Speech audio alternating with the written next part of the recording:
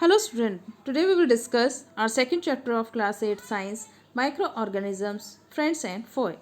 The word microorganisms is made up of two words, micro plus organism. Micro means, the word micro means very small that we can't see with our naked eyes. Organism means living beings. Friends means you have so many friends, and foe means enemy. So how the microorganisms can be our friend as well as our foe, we have to study in this video. So let us start. See, here we have a picture. You can see small structures in this picture. So these are the microorganisms. We can't see them with our naked eyes. We can see them only with the help of microscope. So here we have a definition of the microorganisms. What are microorganisms? Microorganisms that are so small that they can only be seen with through the microscope are called microorganisms or microbes. ऐसे organisms जिनको हम अपनी खुली आंखों से नहीं देख सकते, उन organisms को जिनको हम सिर्फ माइक्रोस्कोप की हेल्प से देख सकते हैं, ऐसे organisms को हम बोलते हैं माइक्रो ऑर्गेनिजम्स और माइक्रोब्स. एग्जाम्पल के तौर पे हम देखते हैं घरों में जब हम बारिश के दिनों में शूज़ में देखते हैं कि एक उल्ली सी लग जाती है ग्रे कलर की, या फिर हम ब्रेड या खाना बाहर छोड़ देते हैं तो उस पर ग्रीनिश ग्रेइश कलर के स्ट्रक्चर हमें दिखाई देते हैं. That is due to the micro organisms, growth of the micro organisms. और जिस बायोलॉजी में हम माइक्रो ऑर्गेनिजम्स की स्टडी करते हैं उस बायोलॉजी के ब्रांच को हम बोलते हैं microbiology. So I hope this is clear to you what are microorganisms and the branch in which we study the microorganism. That branch is known as microbiology. Biology means the in which we study about the living organisms. So see, this is the bread. You can see the grayish green patches on this bread. These are due to the growth of microorganisms called algae. Fungi. See what type of fungi. See, if you see with your naked eyes, you will observe like this structure, but when you observe this under the microscope, you will observe the structure like this. When we see them read with our naked eyes, we will observe the structure like this. When we observe this gray structure under the microscope, then we observe the structure of these organisms like this. So where do microorganisms live? ये microorganisms जो है वो कहाँ रहते हैं? Microorganisms can be found in almost any kind of environment. जो microorganism वो किसी भी तरह की कंडीशन में सर्वाइव कर सकता है. हॉट डेजर्ट में भी वो रह सकते हैं, पोलर रीजन में भी वो रह सकते हैं, सॉल्ट वाटर में, मार्शी लैंड में, इनसाइड अदर एक लिविंग ऑर्गेनिजम्स के अंदर भी वो रह सकते हैं. मतलब किसी भी कंडीशन में वो सर्वाइव कर सकते हैं जो माइक्रो ऑर्गेनिजम्स हैं. Micro organism can survive volcano, deep sea, even vacuum.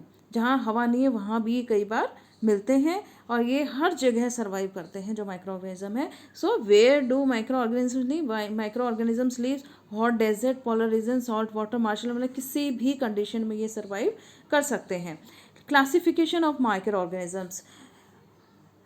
हमने जो है जो माइक्रो ऑर्गेनिजम्स हैं उनको हमने 5 कैटेगरीज में डिवाइड किया है. Here we have these categories: bacteria, algae, protozoa, fungi, viruses. So we can classify these microorganisms into 5 categories. Let us see what are these 5 categories one by one.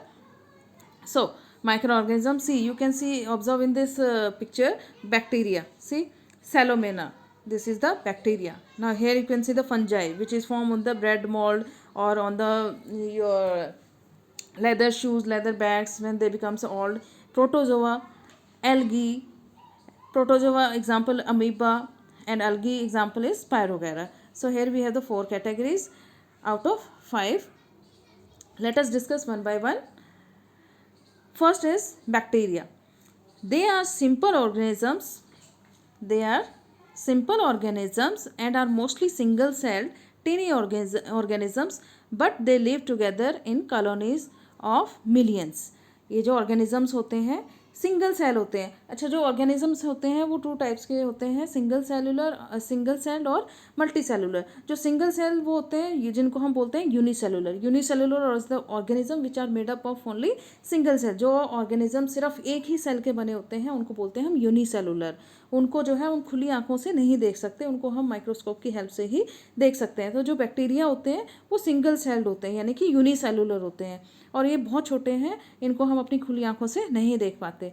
जो bacteria हैं वो कई shapes में हमें दिखाई देते हैं। रोड शेप्ड में, जो रोड शेप्ड में बैक्टीरिया होते हैं उनको हम बोलते हैं बेसिलाई, और राउंड शेप में जो फॉर्म होते हैं उनको बोलते हैं हम कोकोई, एंड स्पाइरल शेप में स्पायरेला, एंड कॉमा शेप में जो होते हैं उनको हम बोलते हैं vibro. So these are the 4 shapes of bacteria. So here you can see the rod shaped bacteria. What we call the rod shaped bacteria? See here, rod shaped bacteria are called bacilli, and here we have the round shape. These round shaped bacteria are called cocci, and these are bacilli. So lactobacillus, दूध में भी जो हम दूध से दही बनती है, जब दूध से दही में कन्वर्ट होता है उस समय जो बैक्टीरियाज दूध को दही में कन्वर्ट करते हैं वो रोड शेप बैक्टीरिया होते हैं, जिनको हम बोलते हैं lactobacillus bacteria. So these are the shapes of the bacteria, these are also the rod shape bacteria bacillus. Now next is algae. Algae are the simple plant like organisms which are usually aquatic in nature. जो algae होती है mainly moisture conditions में ये हमें मिलती है, mainly पानी के आसपास हमें ये मिलती है, और ये ग्रीन कलर की होती है। They contain cell wall, chlorophyll, and can make their food by the process of photosynthesis. ये जो है ग्रीन कलर की होती है, इसमें क्लोरोफिल पाया जाता है, और क्योंकि इसमें क्लोरोफिल होता है और ग्रीन कलर की होती है तो ये अपना जो खाना है वो खुद बनाती है bye the process of photosynthesis. Algae can be unicellular और मल्टीसेलुलर। जो एल्गी है वो यूनिसेलुलर भी हो सकती है और मल्टीसेलुलर भी होती है। Unicellular those organisms which are made up of single cell, multicellular are the organism which are made up of more than one cell. तो जो एल्गी है वो दोनों फॉर्म में हमें मिल सकती है, यूनिसेलुलर में भी और मल्टीसेलुलर, यानी कि एक सेल की भी बनी हो सकती है जो कि हमें खुली आंखों से दिखाई नहीं देगी, जो माइक्रोस्कोप के अंदर ही दिखाई देगी, और मल्टीसेलुलर भी हो सकती है जिसको हम देख भी सकते हैं। सम ऑफ द कॉमन एग्जाम्पल्स जो हैं डायटम्स, क्लमाइडोमोनस और सीवीड। सीवीड आपने देखा होगा, जो नदियां हैं उसमें खूब सारी ग्रीन ग्रीन सी काई हमें दिखाई देती है, that is algae. I hope you understand. Now you can see the examples of the algae. Here this is the algae near the water, and here when you see near the ponds, river, you can see these like structures forms on there.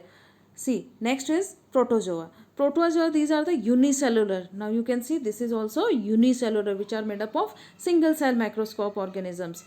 Similar to the animals that can move about, capture to food, are heterotrophic in nature. They are mostly aquatic in nature. Amoeba, paramecium are the some examples of protozoa. जो protozoa होते हैं mainly वो unicellular होते हैं, single cell के ही बने होते हैं, और इनको हम अंडर द माइक्रोस्कोप ही हम इनको ऑब्जर्व कर सकते हैं, हमें सिर्फ ये माइक्रोस्कोप के नीचे ही दिखाई देंगे। और ये जो है हेट्रोटॉपिक नेचर के होते हैं। हेट्रोटॉपिक नेचर के लिए मतलब अपना खाना खुद नहीं बनाते, ये अपना खाने के लिए दूसरे ऑर्गेनिजम्स पे डिपेंड होते हैं, और ये जो है मेनली एक्वेटिक, ये हमें पानी में ही मिलते हैं, एक्वेटिक नेचर होती है इनकी, ये हमें पानी के अंदर ही मिलेंगे। और एग्जाम्पल है इसका amoeba, paramecium. Now here we have some pictures of the protozoa. So here we have pictures. See, this is the paramecium. Paramecium is a protozoa, and amoeba, euglena. So all these are the pictures of protozoa. So these are the unicellular organisms. They are aquatic in nature and they depends on the other for their food. So we have covered 3 categories. Now next is fungi. Fungi, like organisms that do not contain chlorophyll, are called fungi. जो fungi होते हैं वो greyish black colour के होते हैं, greenish colour के होते हैं, ग्रेश ग्रीनिश ब्लैक कलर के होते हैं, और ये जो है जो अंधेरे प्लेसेस होते हैं उन्हीं पे ये फॉर्म होते हैं, और ये जो है अपना जो खाना है, फूड है, उसको खुद सिंथेसाइज नहीं करते, दूसरों पे गली सड़ी चीज़ों पे ये डिपेंडेंट होते हैं, क्योंकि इनके अंदर क्लोरोफिल नहीं पाया जाता, और ये जो है अपना जो खाना है वो दूसरों पे डिपेंडेंट होते हैं। फंजाई में भी यूनिसेलर, और ये जो फंजाई है ये भी यूनिसेलर भी हो सकती है और मल्टीसेलर की, मतलब एक सेल की भी बनी हो सकती है और एक से ज़्यादा सेल्स की भी बनी हो सकती है। And are found in warm and moist places. ये मेनली गर्मी के दिनों में और जहाँ मॉइस्चर होता है उन्हीं प्लेसेस पे ये मिलती है, इसको हम देख भी सकते हैं और ये यूनिसेलर और मल्टीसेलर दोनों होती है, जैसे कि ब्रेड का एग्जांपल दिया था, that is fungi. Fungi can be heterotrophic, saprophytic और पैरासिटिक इन न्यूट्रिशन. जो फंजाई है वो तीनों तरह का न्यूट्रिशन ले सकती है. हेटरोट्रॉपिक दूसरों से भी अपना न्यूट्रिशन लेती है. सेप्रोफिटिक वो होते हैं जिनसे दोनों का फ़ायदा होता है, मतलब जिस पे वो रहते हैं उनसे भी लेते हैं, उनको देते भी हैं. पैरासिटिक न्यूट्रिशन जो दूसरों पे ही डिपेंडेंट रहते हैं. Example yeast, rhizopus, mushrooms, puffball. और ये फंजाई वो भी है जो मशरूम हम घरों में खाते हैं, मेनली जिसकी सब्जी खाते हैं, that is also a category of fungi. Rhizopus fungus और यीस्ट जो हम यूज़ करते हैं केक को फुलाने के लिए, जो बेकरीज में यूज़ होती है yeast, that is also fungi. कि हम जो है घर में वो बना रहे हैं, डोसा बना रहे हैं या केक बना रहे हैं, तो हम यूज़ करते हैं कि इंग्रेडिएंट जिसको बोलते हैं फंजाई, इसको ईस्ट डाल दो, that east is a category of fungi. So Rhizopus, fungi, yeast, mushroom, puffball. These are the examples of fungi. See, you can see here bread mould, जो हमें ब्रेड पे मिलती है फंजाई, ग्रीनिश कलर की. उसका structure इस तरह का होता है. इस तरह से जब हम अंडर माइक्रोस्कोप के अंदर देखते हैं तो उसकी जो ग्रोथ है वो इस तरह से मिलेगी हम ब्रांचेस फॉर्म में. Aspergillus. These are all are the examples of fungi. Now next and the last category of the micro organism is virus. Virus are smaller than any non cell. जो हमने जितने भी अभी तक 4 कैटेगरीज हमने micro organisms की पढ़ी हैं, उन 4 कैटेगरीज में से सबसे जो स्मॉलेस्ट साइज़ के होते हैं वो होते हैं वायरसेस. और जो वायरसेस हैं उनको हम इलेक्ट्रॉन माइक्रोस्कोप की हेल्प से ही देख सकते हैं. और ये जो है जो वायरसेस होते हैं, एक जो है तभी जिंदा होते हैं जब ये किसी जिंदा लिविंग बीइंग के अंदर होते हैं. यानी ये किसी दूसरे लिविंग बीइंग पे डिपेंड करते हैं जिंदा रहने के लिए. अगर किसी नॉन लिविंग थिंग्स पे हैं तो ये उस टाइम पे अगर ये नॉन लिविंग थिंग पे है तो उस टाइम इन पे कोई एक्टिविटी नहीं होती. लेकिन ये एक्टिव कब होते हैं? जब ये अदर लिविंग ऑर्गेनिजम्स पे होते हैं. तो virus can reproduce only the inside of the body of the other organism which mean they need a host. मतलब इनको जिंदा रहने के लिए एक दूसरे लिविंग बीइंग की ज़रूरत होती है. जब ये दूसरे लिविंग बीइंग के अंदर होते हैं तभी ये 1 से 2 बन सकते हैं. मतलब ज़्यादा जो वायरसेस मल्टीप्लाई होते हैं, रिप्रोड्यूस करते हैं, 1 से ज़्यादा वायरसेस जो बनते हैं वो तभी बन सकते हैं जब वो किसी अदर लिविंग ऑर्गेनिजम्स के अंदर होते हैं. जैसे लिविंग ऑर्गेनिजम्स के सेल के अंदर जब ये जाएंगे तो वहाँ के न्यूक्लियस का जो हेरिडिटी मटेरियल है उसको डैमेज करके ये अपने हेरिडिटी मटेरियल की तरह उसको यूज़ करते हैं और जिस सेल पे रहते हैं उसको ये डैमेज कर देते हैं. तो जो वायरसेस हैं उनको एक अदर लिविंग बीइंग्स की नीड होती है टू मल्टीप्लाई होने के लिए. So this is the 5th category of the micro organisms. Now here we have the जो मोस्ट कॉमन जो हमारा वायरस चल रहा है इस time, that is corona virus, like this. See, and we have so many viruses: HIV virus, hepatitis B, Ebola virus, adenovirus, influenza virus, bacteriophage. जो हमें common cold वगैरह होता है वो भी हमें बोलते हैं वायरल डिजीज़ होगी जो अपने आप खुद ठीक होती है. तो उसकी एक्टिविटी वो डिपेंड करती है कि हमारे जो इम्यूनिटी सिस्टम है वो कैसा. अगर हमारा इम्यूनिटी सिस्टम स्ट्रॉन्ग होता है तो वो जो है उस वायरस की एक्टिविटी को धीरे धीरे स्टॉप कर देता है, जिसके कारण वो रेप्लिकेट नहीं हो पाता, मतलब रिप्रोड्यूस नहीं कर पाता, अपने से ज़्यादा और ज़्यादा वायरसेस जो है नहीं बना पाता. तो उसके कारण उसकी एक्टिविटी स्टॉप हो जाती है. इसलिए हम बोलते हैं कि जो हमारे वायरल डिजीज़ हैं वो थोड़े दिनों में अपने आप ठीक हो जाती है, क्योंकि जो हमारा इम्यून सिस्टम है उसको रोकता है मल्टीप्लाई होने से. अगर हमारा इम्यून सिस्टम स्ट्रॉन्ग है तो उसको मल्टीप्लिकेशन से रोकता है, जिसके कारण उसकी जो एक्टिविटी है स्टॉप हो जाती है, वो मल्टीप्लाई नहीं हो पाता.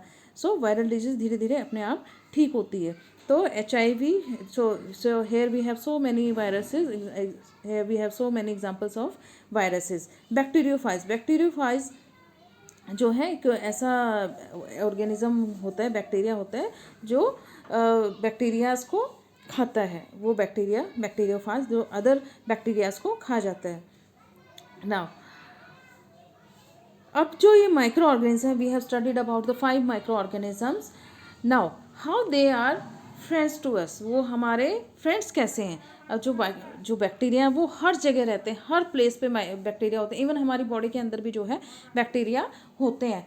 तो लेकिन बैक्टीरिया, इसका मतलब ये नहीं कि वो हमारी बॉडी को डैमेज कर लें। हमारे जो बॉडी के अंदर जो बैक्टीरिया हैं वो हमारे फ्रेंड्स हैं, जो हमारे फूड की डाइजेशन में हेल्प करते हैं। हमारे अंदर खूब सारी ऐसी प्रोसेस हैं जिनको वो जिनके लिए उनका होना बहुत ज़रूरी होता है, तो वहाँ पे वो हमारे फ्रेंड का एक रोल प्ले करते हैं।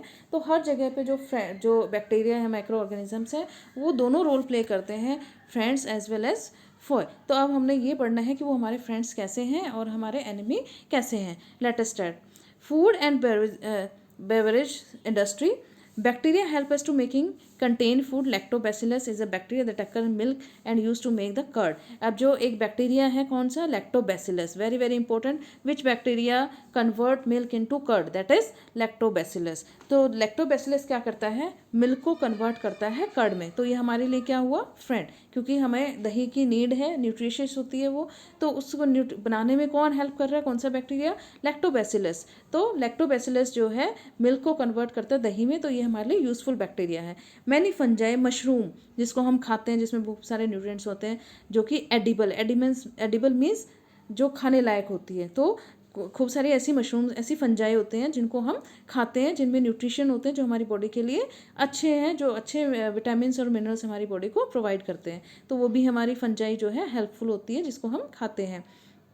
East is commonly employed in preparing the food like bread, cake. अब ईस्ट को हम यूज़ करते हैं हमारे खूब सारे घर में, जो हम डिशेस बनाते हैं उनको बनाने के लिए जो हम हेल्प लेते हैं वो ईस्ट की लेते हैं। तो ईस्ट भी हमारे लिए यूज़फुल हुआ। तो yeast is use as breweries for making wines बनाने में जो फर्मेंटेशन की प्रोसेस होती है, अंगूर होते हैं या जो बियर वगैरह बनाते हैं, तो उनको फर्मेंट किया जाता है, लंबी प्रोसेस होती है, जिसमें किसको यूज़ किया जाता है, ईस्ट को यूज़ किया जाता है। तो वहाँ भी जो है बेवरेजेस की इंडस्ट्री में जो है, फूड की इंडस्ट्री में जो है, ये माइक्रो ऑर्गेनिज्म हमारे लिए बहुत यूज़फुल होते हैं। Next is making medicine and vaccine. तो एक तो बेवरेजेस की हमारी कंडीशन होगी जहाँ पे यूज़फुल है हमारे लिए। नेक्स्ट इज मेकिंग मेडिसिन और वैक्सीन। इन मेडिसिन और वैक्सीन बनाने में भी जो है माइक्रो ऑर्गेनिज्म बहुत ज़्यादा हेल्पफुल होते हैं। किस तरह से, bacteria and fungi are use to make medicine called antibiotics. Bacteria और फंजाई से जो हमारी मेडिसिन बनती है उसको बोलते हैं हम एंटीबायोटिक्स। तो बहुत सारी डिजीज जब हमें हो जाती है तो हम बोलते हैं एंटीबायोटिक्स ले लो। तो वो एंटीबायोटिक्स मेनली किसकी बनी होती है, बैक्टीरिया की और फंजाई की बनी होती हैं। द फर्स्ट एंटीबायोटिक, जो हमारी सबसे पहले जो एंटीबायोटिक बनाई गई थी, दैट वाज पेंसिलियम। तो ये हमारा क्वेश्चन भी आता है कि सबसे पहले जो हमारी एंटीबायोटिक बनी थी उसका क्या नाम था, तो उसका नाम था पेंसिलिन। और उस पेंसिलिन को किसने डिस्कवर किया था, अलेक्जेंड्रा फ्लेमिंग ने, जो कि सब कॉमन एंटीबायोटिक्स, और सबसे पहले जो एंटीबायोटिक हमारी बनी थी वो थी पेंसिलिन। और उसको किसने डिस्कवर किया था, किसने बनाया था, अलेक्जेंड्रा फ्लेमिंग ने उसको बनाया था। और भी हमारे एंटीबायोटिक्स हैं जैसे कि स्ट्रेप्टोमाइसिन और टेबेरोमाइसिन। So these are the names of some antibiotics. Now microbes are used to make vaccines. जो पोलियो में वैक्सीन दी जाती हैं उनको बनाने में भी कौन यूज़ होता है, माइक्रोब्स यूज़ होते हैं। Bacteria and yeast are used in making vitamin B complex tablets. कई बार डॉक्टर हमें बी कॉम्प्लेक्स की टैबलेट्स देता है, जो किससे बनती है, हमारी बैक्टीरिया और ईस्ट के कॉम्बिनेशन से बनी होती हैं। The human hormonal called insulin can also be obtain from the bacteria. तो हम इंसुलिन, जिसको डायबिटीज़ हो जाती है, तो वो डेली एक इंजेक्शन लेते हैं, जो हम बोलते हैं कि इंसुलिन का इंजेक्शन लेना, जिनको डायबिटीज़ होती है, शुगर की बीमारी होती है, वो डेली जो है एक इंजेक्शन लेते हैं, जिसको बोलते हैं इंसुलिन का इंजेक्शन ले रहे हैं। तो वो जो इंसुलिन है वो भी मेनली किसकी बनी होती है, इन बैक्टीरिया से बनी होती है। So these are the organisms which are used in making medicines and vaccines. Next way हम क्लीनिंग एनवायरनमेंट। थर्ड फंक्शन है कि ये जो माइक्रो ऑर्गेनिजम्स होते हैं इन्वायरमेंट को क्लीन करने में भी हेल्प करते हैं। जो माइक्रोब्स हैं वो डिकम्पोज करते हैं, डेड जो भी हम कूड़ा करकट बाहर फेंक देते हैं, तो उसको जब वो गल सड़ जाता है, मिट्टी में मिल जाता है और मिट्टी के सारे न्यूट्रिएंट्स को वापस कर देता है, तो वो किसकी हेल्प से होती है सारी प्रोसेस, वो भी जो है इन माइक्रो ऑर्गेनिजम्स के हेल्प से ही पॉसिबल हो पाती है। तो सब माइक्रो ऑर्गेनिजम्स जो है डिकम्पोज करते हैं सीवेज को भी और वेस्ट वाटर को भी। तो ये हमारी थर्ड कंडीशन जहाँ पे माइक्रो ऑर्गेनिज्म हमारे लिए बहुत ज़रूरी है। Next is agriculture. तो ये जो ऑर्गेनिजम्स होते हैं माइक्रो ऑर्गेनिजम्स, ये एग्रीकल्चर में भी हमारी हेल्प करते हैं। How, some bacterias like rhizobium, blue green algae, nostoc live in the roots of the nodules of the plants such as gram, pea, etc. These bacteria absorb the nitrogen of the atmosphere and convert into the nitrates which serve in natural fertilizers of the plant, hence enhancing the soil fertility. तो agriculture में कैसे help करते हैं ये हमारी, कि ये जो बैक्टीरिया होता है हमारा राइजोबियम बैक्टीरिया, ये जो है जो लेग्यूमिनियस प्लांट उनको बोलते हैं जो दालों के पौधे होते हैं, मेनली जो हम दालें खाते हैं उनके जो वो जो पौधे होते हैं उनकी जड़ों में क्या होती हैं, नोड्स होती हैं. नोड्स मीन्स गांठें होती हैं, उन गांठों में जो है ये बैक्टीरिया पाया जाता है. और इस बैक्टीरिया का काम क्या होता है कि जो एनवायरनमेंट में जो हमारी 68% 78% जो नाइट्रोजन है उसको एब्जॉर्व करता है और उसको कन्वर्ट करता है नाइट्रेट्स में, जिसको कि वो प्लांट्स एब्जॉर्व करते हैं. ये एज अ फर्टिलाइजर का काम करता है और सॉइल की फर्टिलिटी को इंक्रीज करता है. Now here you can see in this diagram this is the roots of the leguminous plants.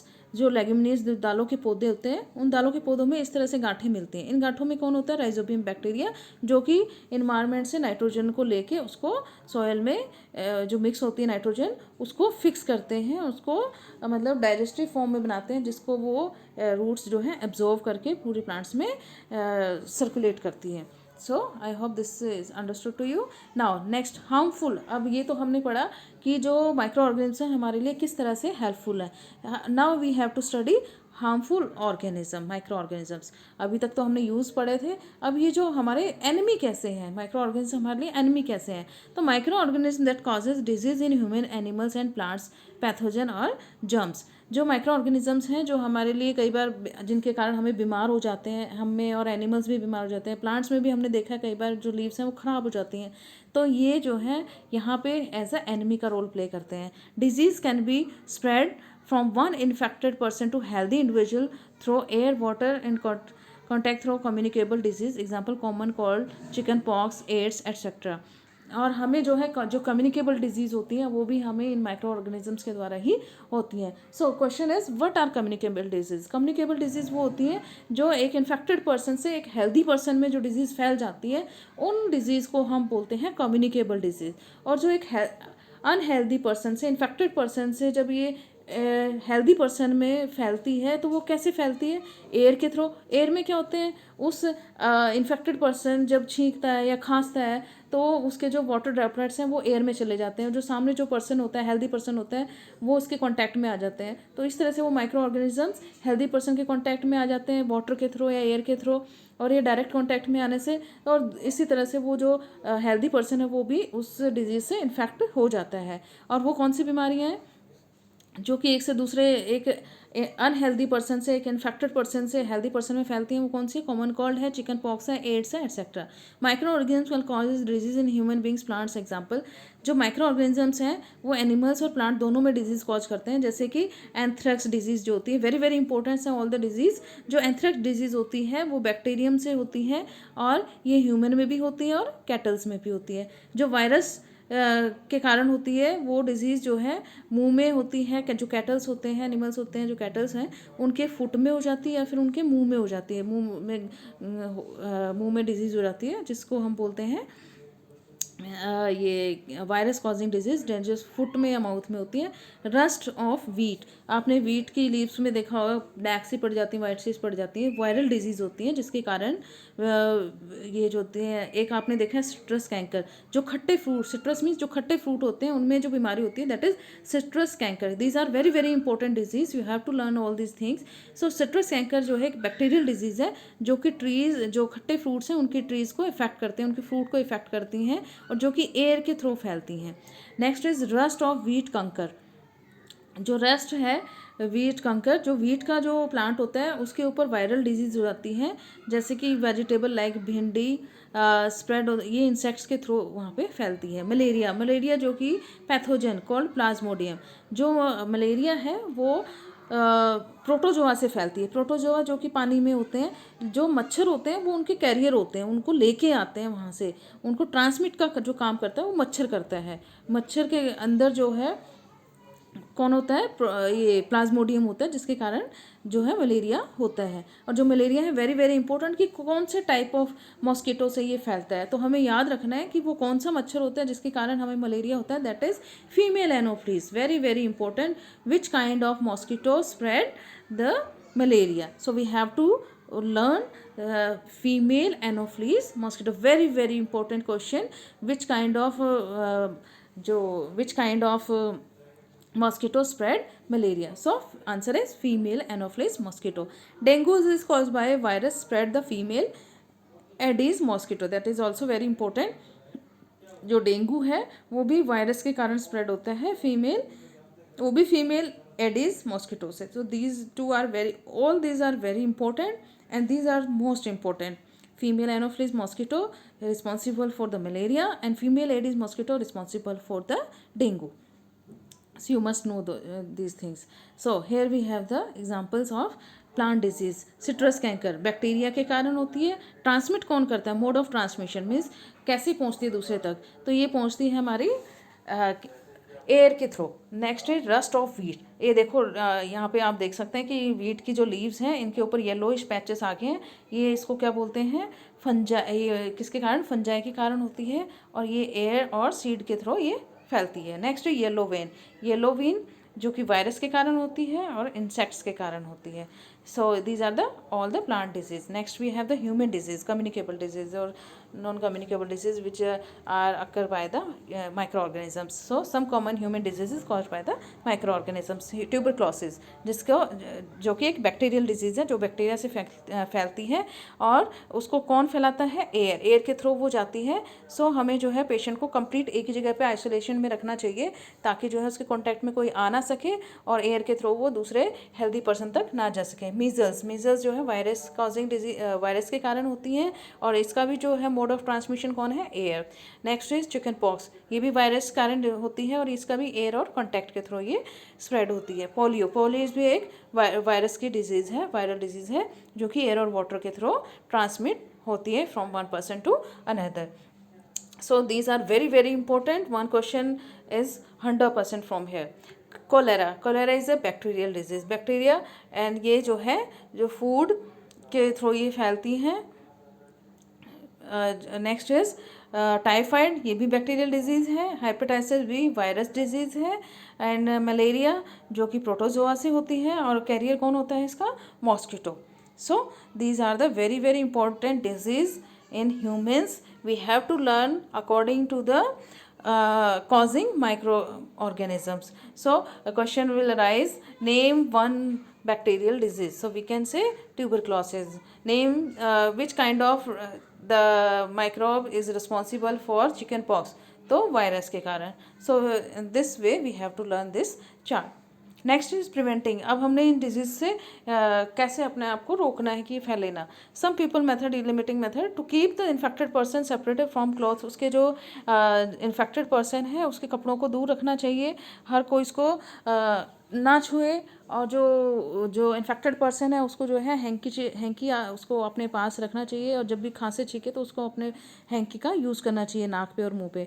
To keep the environment surrounding clean. उसके आसपास की जो जगह है उसको साफ रखना चाहिए. Never let garbage collect in the neighbourhood.